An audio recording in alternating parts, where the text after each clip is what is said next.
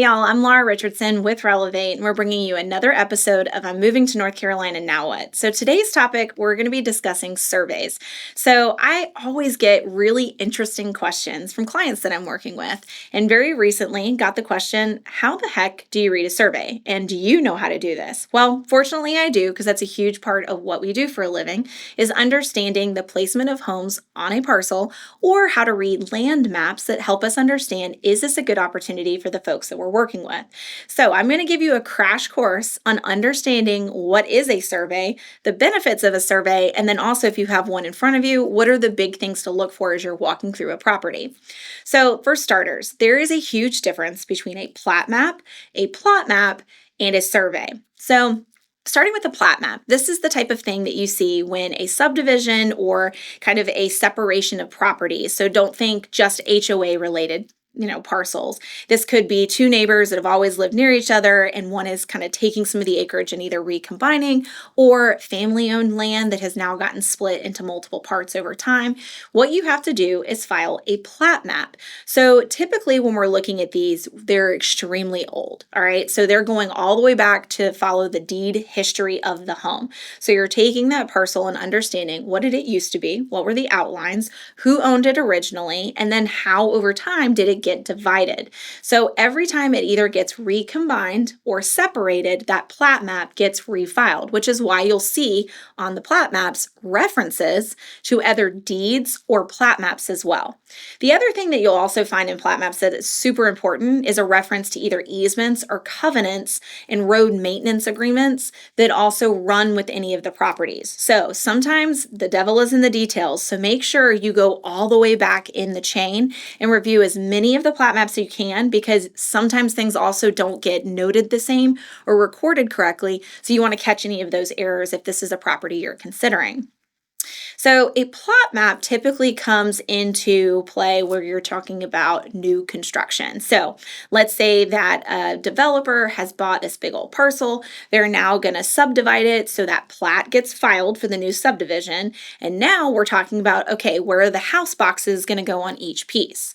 Those are plot outlines. So it is not the final outcome. So if you get a plot outline from your builder, this is kind of just the expectation of where you're going to be in relation to all the neighbors. So then we fast forward to end of construction. You get a survey, which is real-time data, and then you continue to get surveys every time the home sells. Now, some buyers opt not to get a survey, so sometimes it's 50-50 as to whether or not people want to commit to it. It can be one of the pricier inspections that you do. However, it can be one of the most beneficial inspections because it will catch things like encroachments, meaning something that's landing on the property or on somebody else's property that shouldn't be. We've seen everything from fences being on the wrong property line to pools literally being installed partially on the neighbor's property. So it's really important to ask if the seller has an existing survey, or if you're buying the home and they don't, get that existing survey done so that you know where everything is. Also, when you have a lot of acreage, sometimes the neighbors way off in the distance put a shed on their yard or what they think is their yard. And very often it ends up kind of creeping back into the woods, which actually happens to be the neighbor way over yonder that you can't even see, but that's their property line. So just know surveys can be super beneficial. So moving forward with how to actually use a survey. So once you have one, there are going to be a lot of things that are indicated on it. So usually there are big old metal posts that have been there since the dawn of time to mark each corner of the parcel. Usually that's what your surveyor is using to kind of find the pins on each corner. And you'll see them kind of as a circle with an X through them marked on those surveys. Sometimes you'll also see midway markers, which are typically done with like rebar size. So they're real skinny rods that you see in the ground, and they're completely buried. So it's not like you see, big lines coming out of your yard, but those are the midway points. And they use those basically with metal detectors to kind of find them along with latitude and longitude. So if you see any of those, that can actually be a good indication of where those points are. Another thing that you'll see when surveys have been done are stakes that are hammered into the ground, and usually they have a pink plasticky kind of tape that comes off of them. Those are survey stakes. In some scenarios, you'll also see surveys done where they wrap the tree with a pink like little kind of bow on it.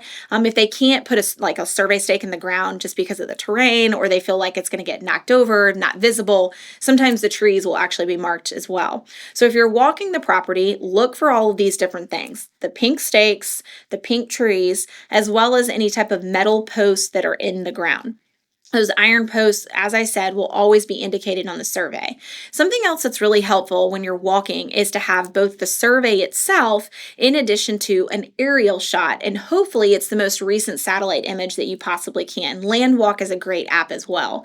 So you want to have these two things hand in hand, because the survey will have things like bodies of water. Even if it's an underground stream, a lot of times it'll actually be indicated on the survey.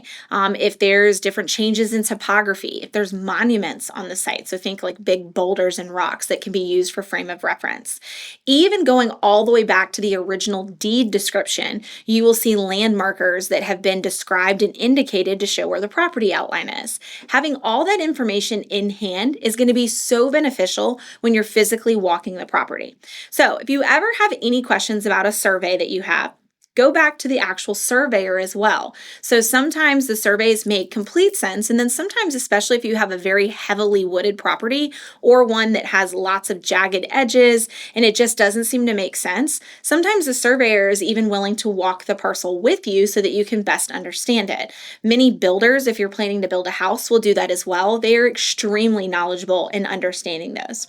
So if you have any questions about surveys, how to use them, or how to read them, drop that in the comments below and we will get back to you. I'm Laura Richardson with Relevate, and we'll see you on our next episode.